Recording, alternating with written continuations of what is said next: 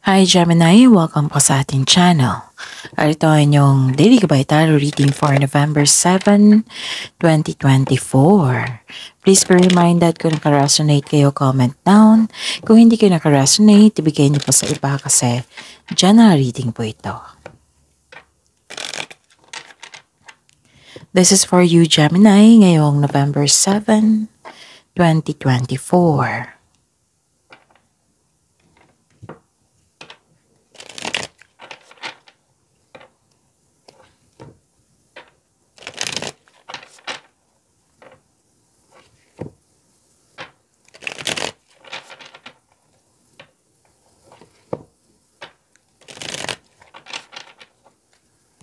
Para po ito sa inyo, Gemini, ngayong November 7, 2024.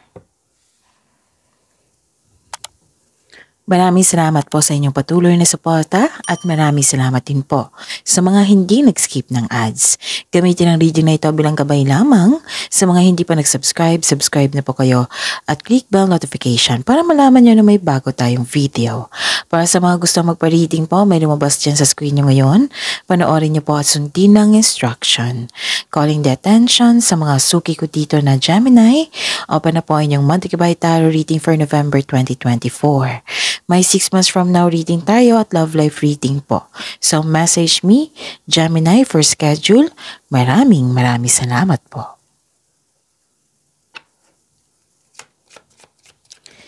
Spirits Guide, mga ganap po para kay Gemini ngayong November 7, 2024. Gemini, I need 3 cards po.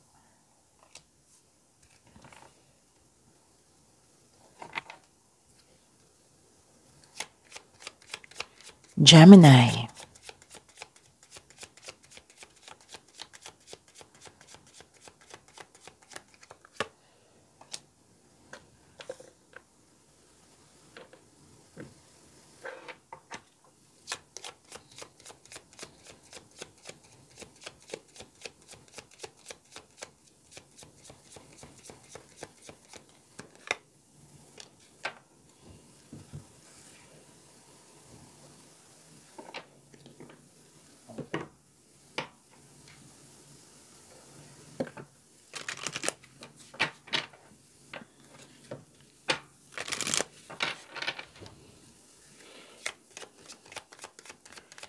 Spirits Guide, mga mensahe niyo po para kay Gemini ngayong November 7, 2024.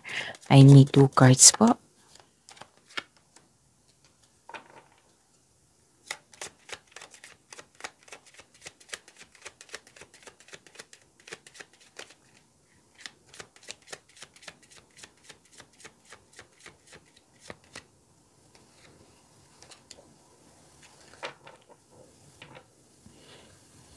Okay.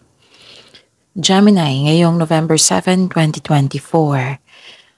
Wow, harvesting. Harvest po. Oo. Pwedeng sweldo. Yung nagbigay ka ng serbisyo, binayaran ka. Yung nagtanim ka, pwedeng literal ito na harvesting.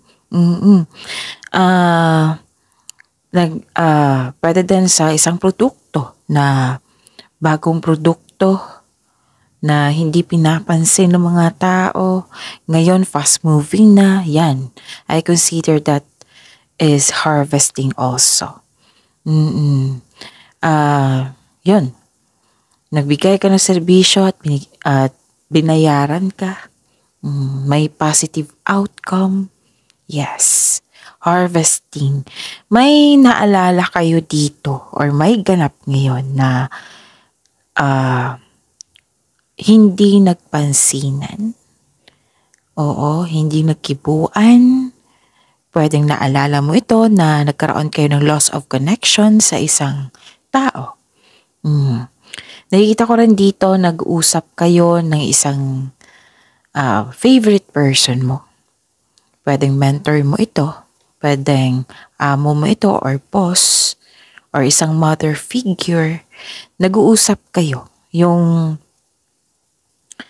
like for example, worried ka, stress ka, tapos kausap mo siya, na-enlighten ka. Bumalik yung confidence mo. You have power, you have protection, you have authority. Nasunod yung plano mo dito, desisyon, ideas.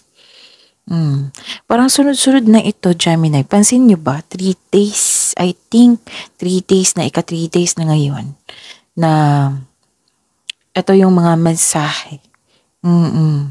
So, yun, kausap mo ang taong ito regarding sa big business, pwedeng regarding sa inyong career and finances. Nakikita ko dito nag-uusap kayo, tapos it might be, nagbigay ito ng wisdom message sa iyo or support sa iyo. Tapos, bumalik yung confidence mo. So, yun. Nakikita ko rin dito, Gemini, na love is blooming. Pwedeng nagbigay ka ng panahon sa inyong sarili to love yourself more. Pwedeng romance ito. Attraction, affection, may ganap sa inyong buhay, pag-ibig. Okay? So, okay. Yung dalawang card, yung dalawang message, dalawang card sa, yung mga mensahe kasi dito, this is a go signal eh. So, yun. The time is right for creation and connection. Focus your attention in these areas. So, kung ano yung pinag-usapan nyo. Like for example, pinag-usapan nyo yung buhay pag-ibig or yung career and money mo. This is a go signal. Bigyan mo na siya ng action. And connect to your intuition also kasi may mensahe. Kung hindi nyo alam kung paano mag-connect sa inyong intuition, i-search nyo po sa Google. Oo. Kasi may maraming paraan yan. Okay? And isa na doon sa ang intuition, magbibigay yan ng mensahe sa inyo kung ano yung next action patungo sa success, patungo sa right path. So, focus your attention and in these areas. Kasi, di ba, sabi ko sa inyo na kung may nakita kayong repeating message kung dito sa card, sa reading nyo ngayon, or sunod-sunod na siya, like 3 days, pansin ko lang ha, Gemini, na may ganitong ganap yung cut-off connection, harvesting, yung may kausap ka, at bumalik yung confidence mo, na oo. So this is, itong nakausap mo siya, binigyan mo siya ng action kasi you have a power. And this is also, bibigyan mo siya ng focus, yung pinag-usapan nyo. Pwedeng regarding sa buhay pag-ibig or sa inyong career and money. Kasi may nag-uusap dito sa big business, career and finances, diba? Sabi ko kanina sa inyo dito. So, bibigyan mo siya dapat ng focus. Focus your attention in these areas. Sabi ko naman sa inyo na kung may repeating message, give attention kasi pinupush yan ng cards nyo. Na dapat yung malaman, dapat yung bigyan ng attention kung pwede action or solution. Okay? And another go signal. Now, the universe is calling you to notice important synchronicities. May mensahe talaga. So, it may be this is the message na pinupush ng cards dito kasi repeating message to. Para sigurado na mag-connect kayo sa inyong intuition. Magtanong kayo sa inyong intuition. Okay? Spirit's guide. Ano po yung energy ni Gemini ngayong November 7, 2024?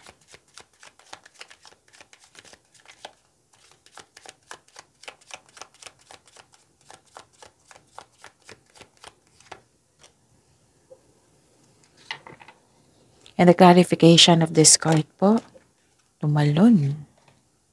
Okay. So, sa mga may oras dyan ha, kung gusto nyo po, Gemini, panoorin nyo po yung last 4 days Gabay Tarot reading nyo po. Like for example, napanood nyo ito ngayong November 7, 2024. Panoorin nyo po yung 6, 5, 4, 3. Basta sunod-sunod yung date. Kung may narinig kayo or may nakita kayong repeating message, kailangan nyo po iyan bigyan ng atensyon. Kung maaari po, bigyan nyo po ng solusyon at aksyon. Remember, Gemini, at the end of the day, alam mo na ikaw lang taong may kakayahan at responsable na gumawa ng sarili mong katotohanan at kinabukasan. So ano yung energy mo, Gemini? Ano ito? Okay. Nakita ko dito na nagkaroon ng hindi pagkakasundo. So, this is a clarification of your card here sa oracle nyo hanggang dito sa tarot card nyo na may concern sa hindi nagkasundo. Okay? Pwedeng delay din. Pwedeng obstacle. Okay. It's okay. Yunawin ko ha.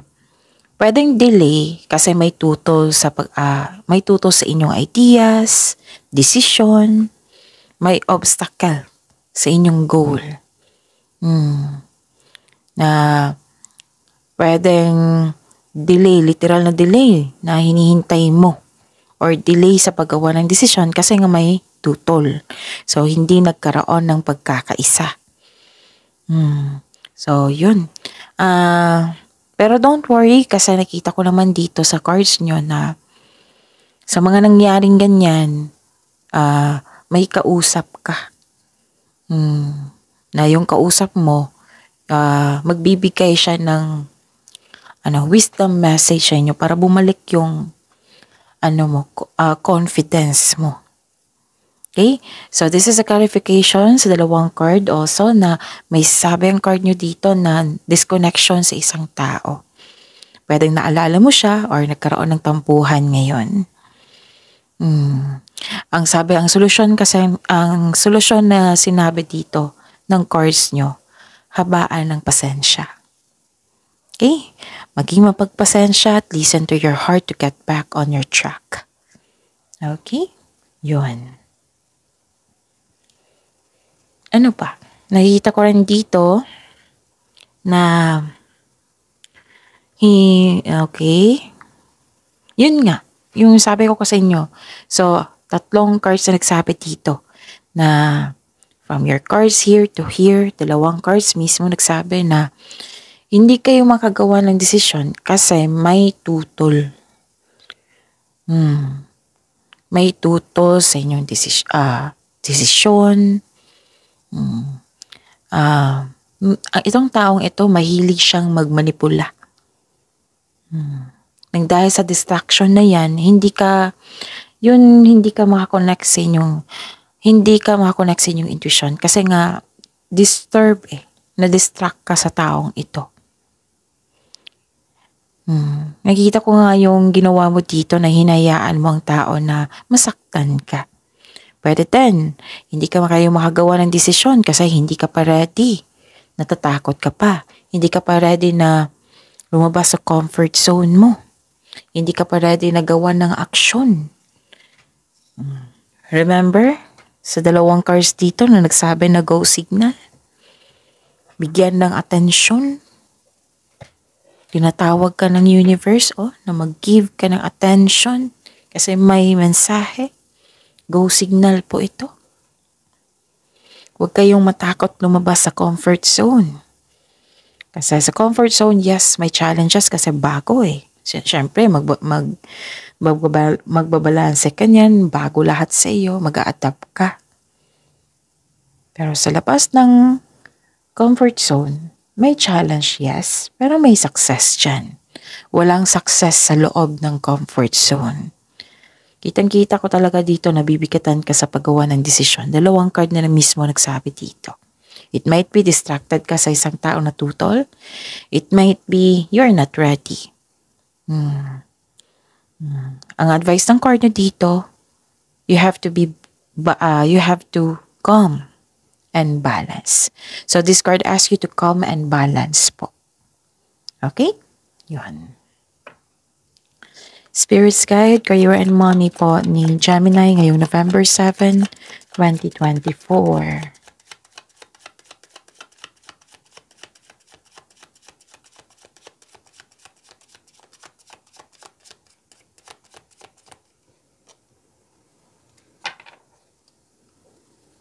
And the clarification of this card po.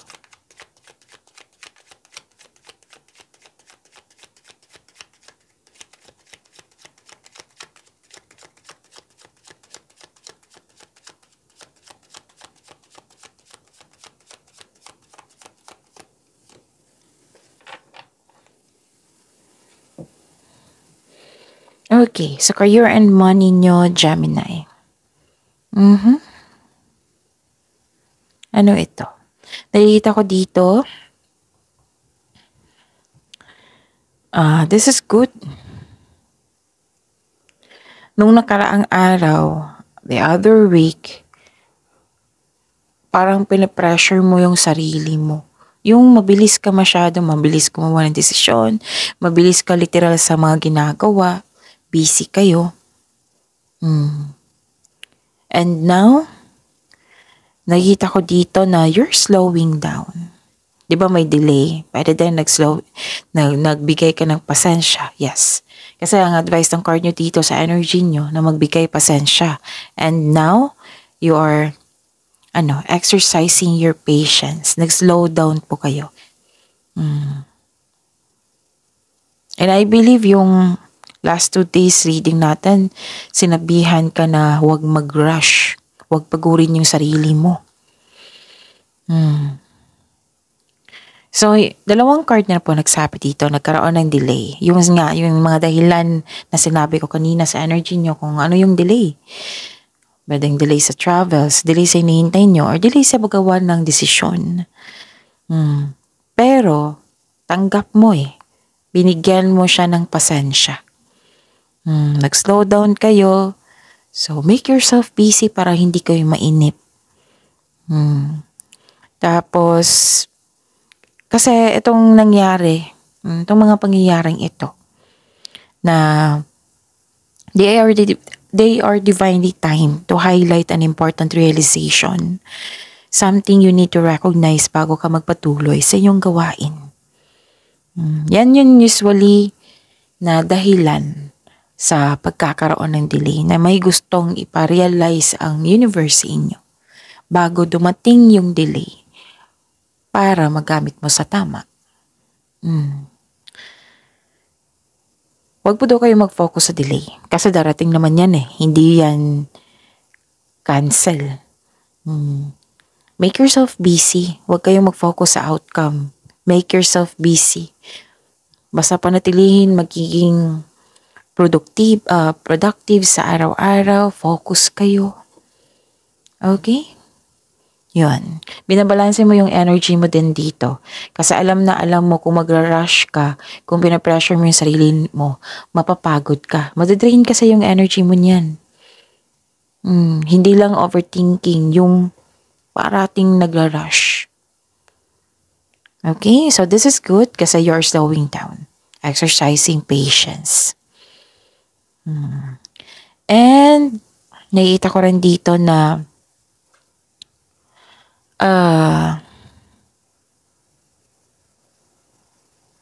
okay. 4 na card na kasi nagsabi dito. Gemini. Na-confuse kayo, hindi talaga kayo makagawa ng desisyon.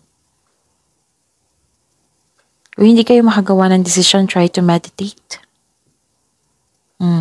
Meaning to say kasi, pag hindi ka makagawa ng desisyon, you're not ready. Or, kung gusto mo itong desisyon na ito na maisakatuparan, but nalilito ka pa rin, try to meditate and gawa ka ng konkretong plano. Kasi kung magkakaroon ka ng konkretong plano, magiging confident ka niyan. Kaya nga may nakita ko dito pinahalagahan mo yung sarili mo, yung career and money mo, yung love life mo. Basta may pinahalagahan kayo. Kaya naging wiser kayo. Kaya nga may kausap kayo dito kasi nalilito ka, worried ka, stress ka. Kaya nga may kausap ka dito na bumalik yung confidence mo. Lalo na dito, So, connect kayo sa inyong intuition kasi may mensahe talaga na para sa inyo. At, may tutol dito, may tutol din dito. Pinupush ng cards nyo na so give attention talaga. Huwag kayong mapahinaan ng loob. Baka napahinaan kayo ng loob kasi marami kayong iniisip. Or yung hindi ka makagawa ng desisyon. Actually, hindi makagawa ng desisyon ng isang tao. Yun yung nasa yung sabi ko na hindi ka ready. Or maraming choices. Gusto mong mag-select ng best choices. So, kaya nga sinasabi ng cards sa lahat na don't hesitate too long. Huwag nyong don't hesitate too long. Huwag nyong masyadong mataas yung oras sa pagpipili. The best way is create a concrete plan talaga. Kasama na yan makakagawa ka ng best choices, best decision. Huwag po daw kayo maniwala sa chismis. Alamin nyo muna kung totoo ba yan or hindi. Okay? May nakita ko dito na concern sa ma-pride na tao. Tapos, may nakita ko dito na concern na ma-pride na tao, yung hindi nakikinig sa'yo. Yung mahirap kausap.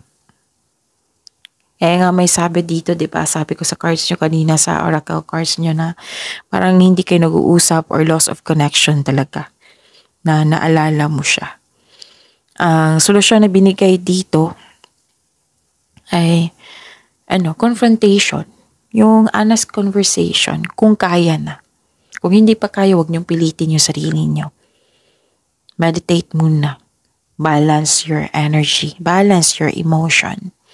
Kasi kung hindi maging balance, like for example, mas taas yung emotion nyo. Diba, for sure, pag nag-usap kayo, parang iiyak ka na yan. Kasi very emotion. Iiyak ka or whether iiyak ka or magalit ka. So, try to balance your emotion. Yung iniisip mo, kailangan balance talaga. Yung sabi dito na be calm and make it balance. Diba? May sabi ang cards dito sa energy nyo. Okay, maaaring mabigat sa inyo ang confrontation na ito, pero kailangan nating harapin to clear up any hurt feelings. Pag-uusap lang po. Maaaring kasamahan mo ito sa trabaho, sa negosyo. And this reading is for career and money, ha? Pwedeng connection talaga to sa tao. Na nagka-problema kayo tungkol sa career and sa kaperahan. Okay? Yun. Ang daming mensahe. Spirits Guide, Love Life, Self-Love, Partnership, and Romance ni Gemini ngayong November 7, 2024.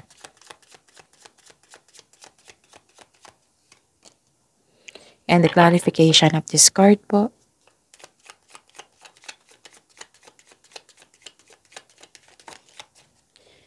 Maraming salamat po sa patuloy na tiwala at suporta sa ating channel. At maraming salamat din po sa mga hindi nag-skip ng ads. Okay, may nakita ko dito sa love life nyo to, ha, self-love, partnership, and romance. You're walking away, nag-move on po kayo. You're walking away from disconnection or relationship that no longer serves you. Pwedeng mangyari ito sa partnership, friends, family. Posible kasi nagkaroon ng unhealthy disconnection kayo. So, nagdesisyon ka. Nakadesisyon na kayo dito, di ba? Hindi kayo makagawa ng desisyon dito. Oo, hanggang dito. And dito sa love life nyo, self-love, partnership, and romance, nakagawa na kayo ng desisyon. You are walking away, nag-move forward. Pwede din nag-move forward ka. Pwede andyan siya, pero nag-move forward ka. Pwede yung literal talaga ng loss of connection. So, yun. Ano pa? Para to sa growth mo Toxicity, nakita ko dito. So, nag-move forward ka. Pwedeng naalala mo to, ha? And, para sa mga may relasyon, or sa buhay mag-asawa, nagkaroon kayo ng sense of stability. Nag-uusap kayo, nagkaroon ng sense of stability, naghahanda sa kung ano may kailangan para mas mag-level up kayo. Para sa mga single, hinahanda mo rin yung sarili mo. Kumbaga, piniprepare mo yung sarili mo, yung mga kailangan. Para sa pagdating ng person mo, handa ka na. Handa ka na sa lahat. Okay? So, see you tomorrow. Gemini, pagyamanin niyo yung blessings sa binigay dito sa inyo. See you tomorrow. Please like, subscribe, and click the button for notification para updated po kayo sa daily tarot reading natin. Maraming salamat po.